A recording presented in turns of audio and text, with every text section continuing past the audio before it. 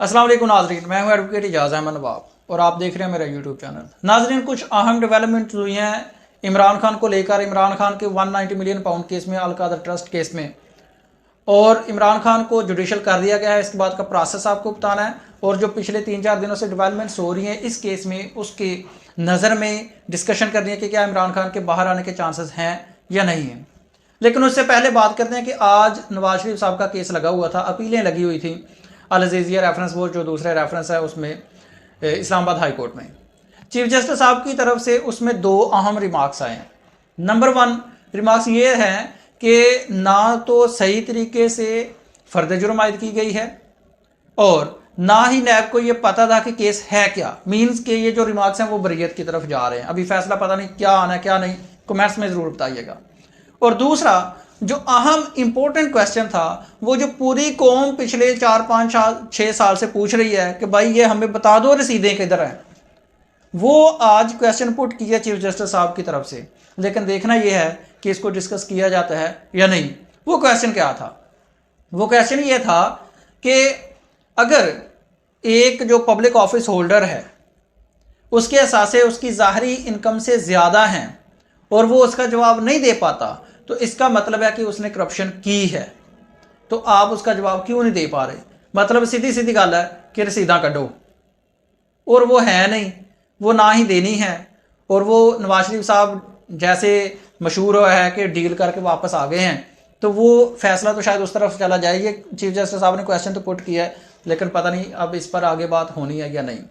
खैर, नवाज शरीफ साहब की जो अपीलें हैं वो परसों के लिए मुकर्रर कर दी गई हैं, 29 नवंबर के लिए दोबारा से मुकर्रर कर दी हैं। जबकि इमरान खान की अपील दो वज़ीर आज़म दोनों ही अपीलों की समाअत करवाना चाहते हैं कि इलेक्शन से पहले हमारी अपीलों का फैसला हो जाए, ताकि हमें पता चले हमने इलेक्शन लड़ना है या नहीं लड़ना। लेकिन एक वज़ीर आज़म की जो अपील है तोशाखाना केस में सज़ा के खिलाफ, वो फिक्स ही नहीं होती। जबकि दूसरी तरफ नवाज शरीफ साहब की अपील आज 27 तारीख को भी फिक्स थी और फिर परसों की डेट उसमें डाल दी गई है और वो लग भी जाएगी, उस पर हेयरिंग भी हो जाएगी। तो ये तो जनाब एक छोटा सा डिफ्रेंशिएट दोनों में मैंने किया है। अब आ जाते हैं इमरान खान की 190 मिलियन पाउंड में जो गिरफ्तारी डाली गई है, वो जेल में बैठे हुए हैं।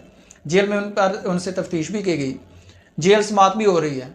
जो जज मोहम्मद बशीर साहब हैं, उन्होंने आज इमरान खान को कर दिया जुडिशल करने के बाद जो प्रोसेस होता है वो होता है कि जो अक्यूज्ड होता है, जिसको जुडिशल किया जाता है, कैदी को, वो उसमें अपनी ज़मानत फाइल कर सकता है, ज़मानत की दरख्वास्त दायर कर सकता है। क्योंकि जब तक वो कोई भी मुलज़म है, कोई भी कैदी है, वो फिजिकल रिमांड पर होता है, तो वो अपनी ज़मानत फाइल नहीं कर सकता। तो इस केस में अब इमरान खान साहब ज़मानत दायर कर सकते हैं। अब ज़मानत को लेकर कितने चांसेस हैं और उसके केस के मेरिट्स क्या हैं, वो थोड़े से डिस्कस कर लेते हैं। वो सिंपली ये है कि केस था 190 मिलियन पाउंड जो आए थे बरतानिया से पाकिस्तान में, और उसका इल्ज़ाम था कि इमरान खान ने कर ली खुर्द बुर्द।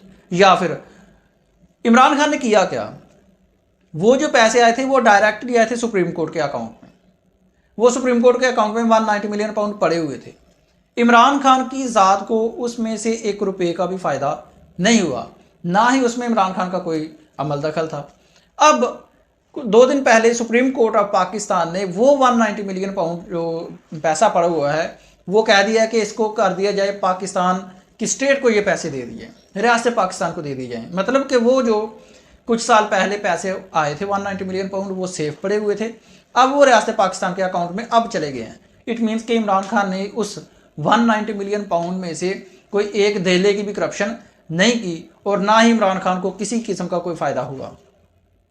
दूसरी तरफ इल्ज़ाम ये लगाया जाता है कि क्योंकि इमरान खान ने मलिक रियाज की ये हेल्प की थी, उसका वो जो जुर्माना करना था, ये पैसे आए थे, इनको लीगल किया था, इसके इव्ज़ में मलिक रियाज ने इमरान खान को अलकादर यूनिवर्सिटी की जो कंस्ट्रक्शन है वो करके दी थी या फ्री करके दी थी या जिस तरह से मर्जी। तो उसका केस बड़ा सीधा साधा है। वो ये है कि इमरान खान ने जो वो डीड लिखी गई है, ट्रस्ट डीड लिखी गई है, उसमें वेरी सिंपल कि इमरान खान ना तो उसके कोई ओहदेदार हैं, ना तो इमरान खान किसी ओहदे के एवज़ वहाँ से पैसे लेते हैं, ना ही वो जो यूनिवर्सिटी है इमरान खान की मलकियत है, ना इमरान खान की बुशरा बीबी की मलकियत है, ना ही वो इमरान खान की आल औलाद की मलकियत होनी है किसी भी तरीके से। इमरान खान को उस यूनिवर्सिटी से किसी भी किस्म का 1 रुपये का भी फ़ायदा नहीं है। इमरान खान सिर्फ और सिर्फ ट्रस्टी हैं, कोई फ़ायदा नहीं ले सकते। इसलिए इस केस में बेल होने के, ज़मानत होने के बहुत ज़्यादा 99.5 चांसेस जो हैं वो मौजूद हैं। लेकिन सवाल ये रह जाता है कि क्या इमरान खान को जेल से बाहर निकाला जाएगा या नहीं। तो वो वेरी सिंपल कि इस केस में ज़मानत हो जाएगी तो नैब का दूसरा केस भी तोशा खाना वाला पेंडिंग है या कोई और केस है, और केसेस की लातादाद केसेस हैं, तो गिरफ्तारी किसी में भी डाली जा सकती है।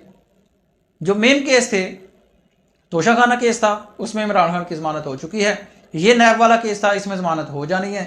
साइफर का केस था, उसमें इमरान खान की जो ज़मानत है वो सुप्रीम कोर्ट ऑफ पाकिस्तान से होने के काफ़ी ज़्यादा चांसेस हैं।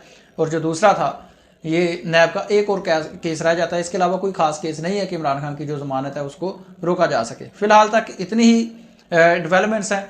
इसके बाद जो भी इस हवाले से डेवलपमेंट आएगी आपके साथ शेयर ज़रूर किया जाएगा और उस पर जो कानूनी पॉइंट ऑफ व्यू है वो आपके सामने रखा जाएगा। अल्लाह हाफिज़।